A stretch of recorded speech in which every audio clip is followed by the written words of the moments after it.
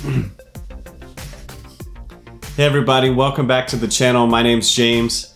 If this is your first time stopping by, go ahead and hit the subscribe button located at the bottom right corner. I'd love to have you stay up to date with any future content. And if you like this video at the end, go ahead and give it a thumbs up. So today I want to talk to you about Nike's infamous Pegasus shoe in the latest version, the Pegasus 37, in comparison with Nike's newest, latest, and greatest running shoe, the Nike Air Zoom Alphafly Next %. So in this video, we're going to break down the difference between the two, and I'm going to give you a recommendation based on your style of running, which one is going to be the better option. So go ahead and tune in, and let's get right into it. So if you're a runner and you've been running in Nike shoes, or you've been around the running community for quite some time, the word Pegasus is something that is known with Nike. And when it comes to the number behind the name Pegasus, that's the version or the model that they're on. So Nike's up to the 37th model when it comes to the Pegasus shoe. In many ways, the Pegasus is old faithful for Nike. It's something consistent. You know what you're gonna get. Throughout the years, they've made slight modifications, but you know every year you're gonna get a new updated version of this shoe that's pretty much gonna be a good fit for most all runners, no matter what level that you're at when it comes to just getting out there and hitting the road. Now earlier this year, Nike released their controversial Air Zoom Alphafly Next % shoe. And this is something that hit the running community hard. This is something that Elliott wore, a prototype, when he broke the 2-hour marathon, running it under 2 hours. And so this is something that Nike came out with that did pass inspection when it comes to USA Track and Field to allow this to be a competitive shoe.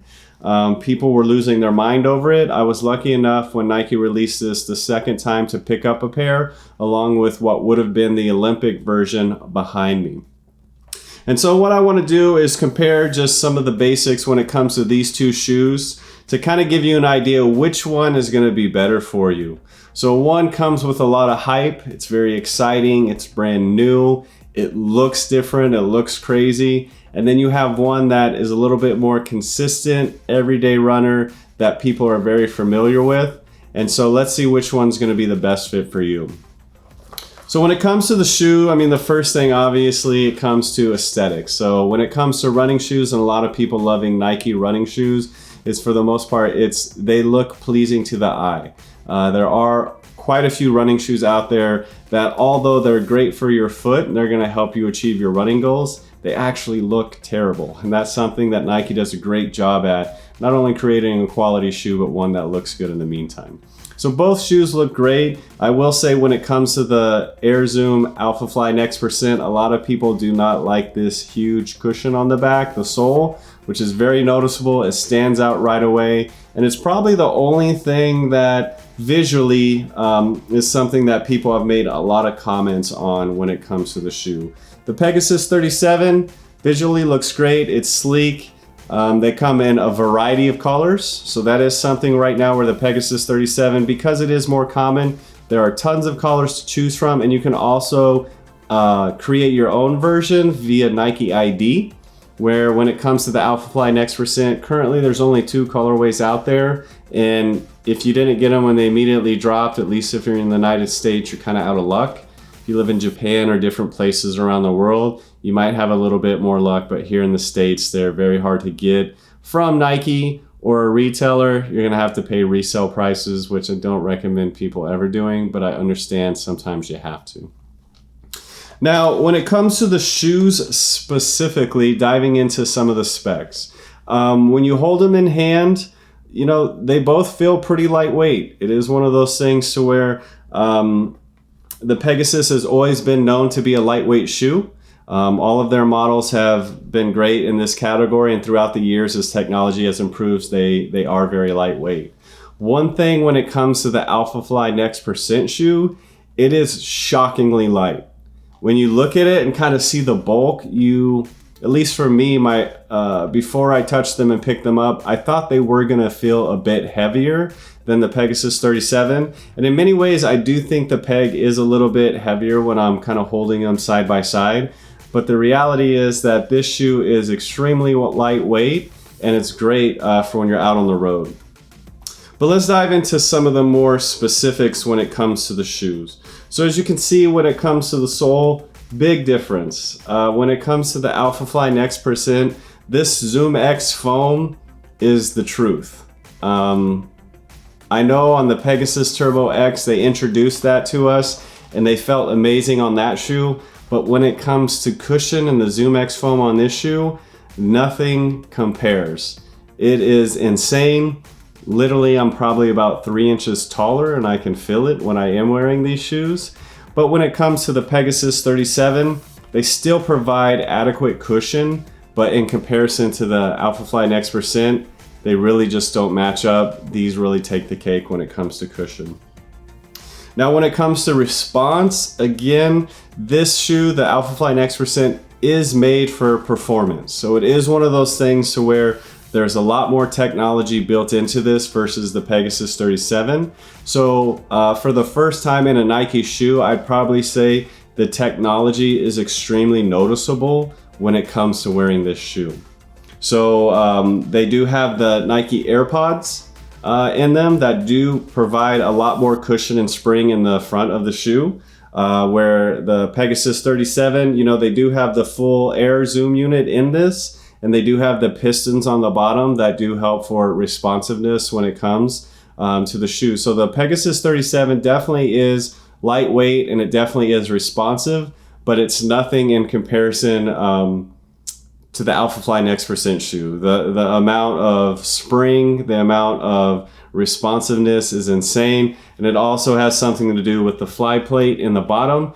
That is something that is definitely helping create some solid response, giving energy back to the foot, back to the leg, and back to the runner, which is something that you can definitely notice.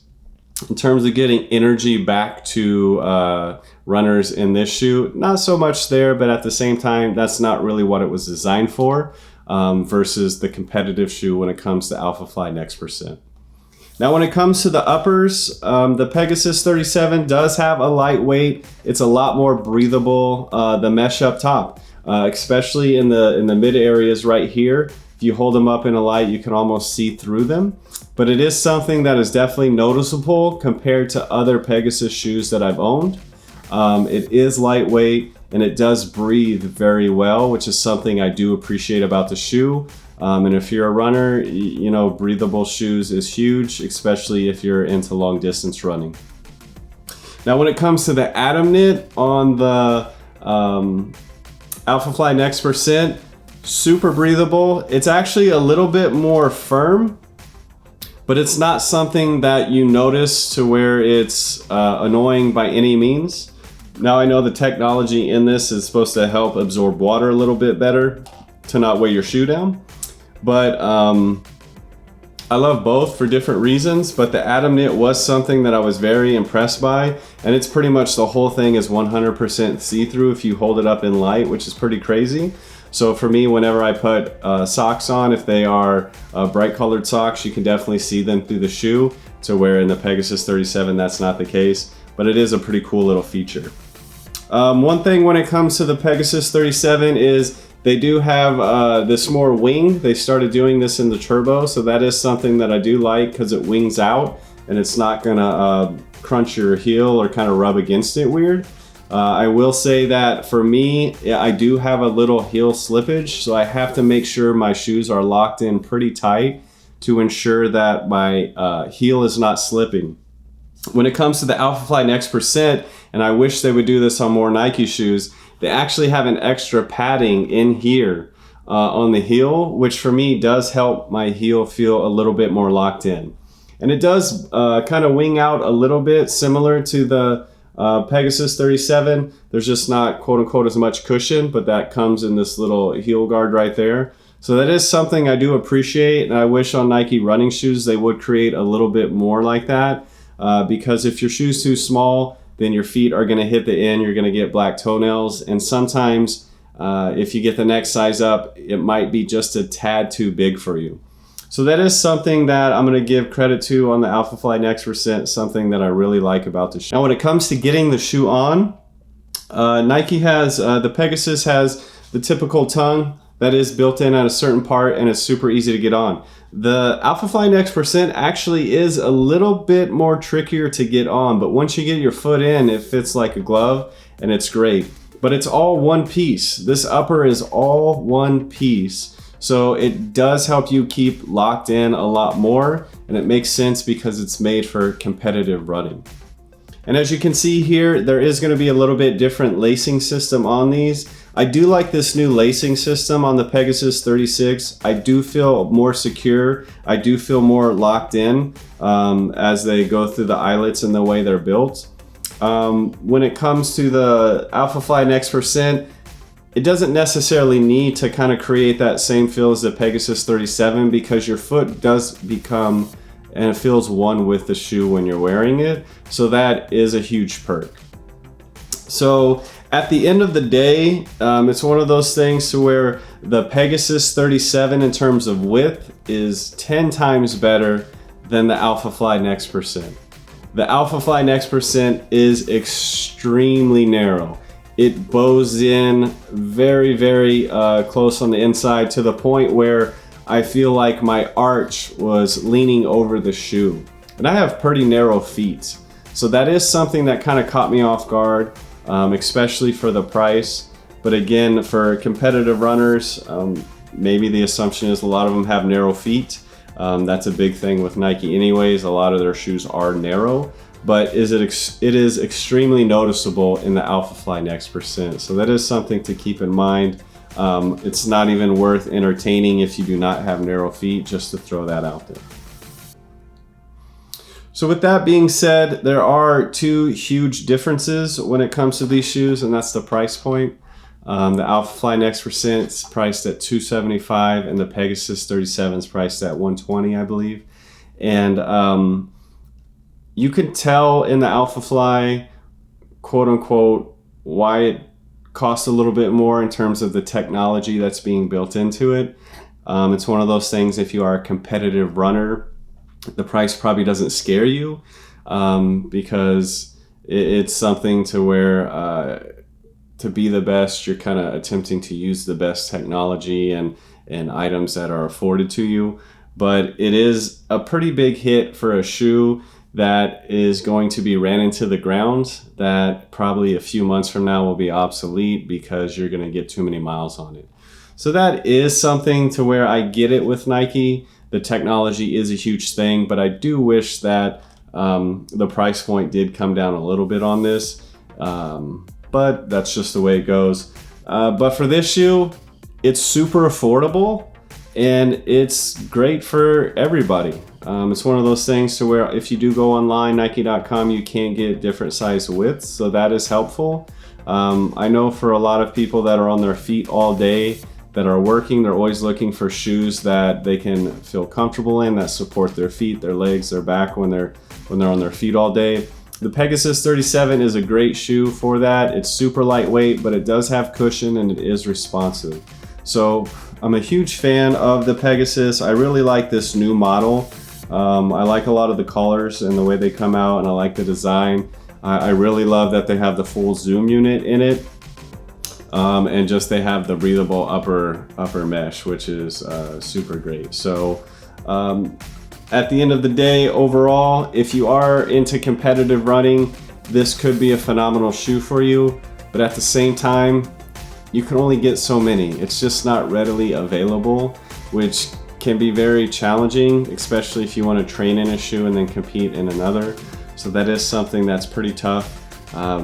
But if you're like the common day runner like myself, I'd encourage you really to dive into. So that's all I got for you today when it comes to these two shoes.